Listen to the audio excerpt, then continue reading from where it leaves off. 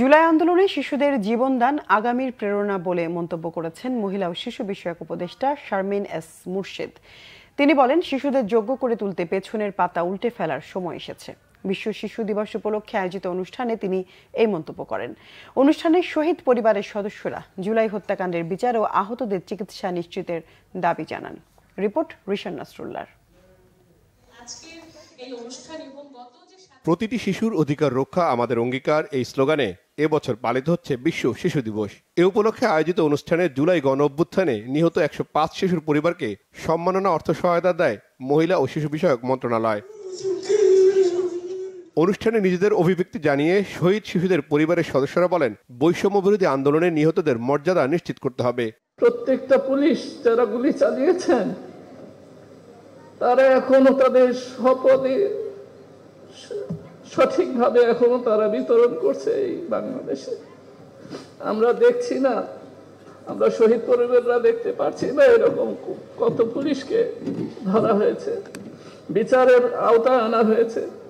আমাদের দাবি, আপনারা তাদের বিচার করেন, শহীদ পরিবারের পাশে দাঁড়ান। জীবন প্রতিটা অল্পতেই অঙ্কুরে ঝরে না যায়।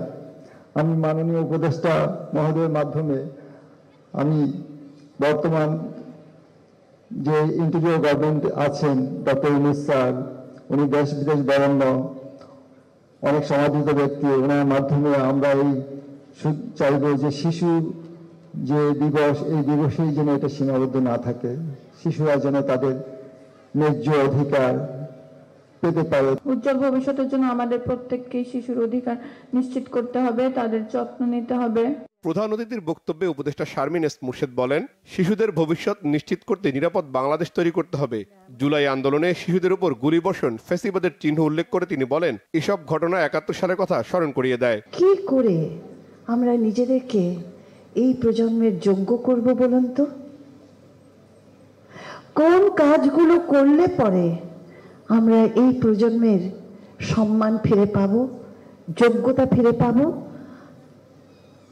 যে পুলিশের বাচ্চাটা মারা গেল, সেই পুলিশকেও কারোর নির্দেশে কাউকে মারতে হয়েছিল।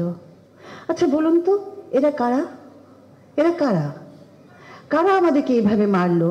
৭১-এ আমি জানতাম, তখন আমি কিশোরী, আমরা জানতাম কে আমাদের শত্রু ছিল, এবং তারা যখন গুলি করে আমাদেরকে মারছিল আমরা কিন্তু জানতাম তারা ভিন দেশি। 2024-এ তো সব একাকার হয়ে গেল। অনুষ্ঠানে বিভিন্ন প্রতিষ্ঠানের শিশু শিক্ষার্থীদের পাশাপাশি বিশেষ চাহিদা সম্পন্ন শিশুরাও অংশ নেয়।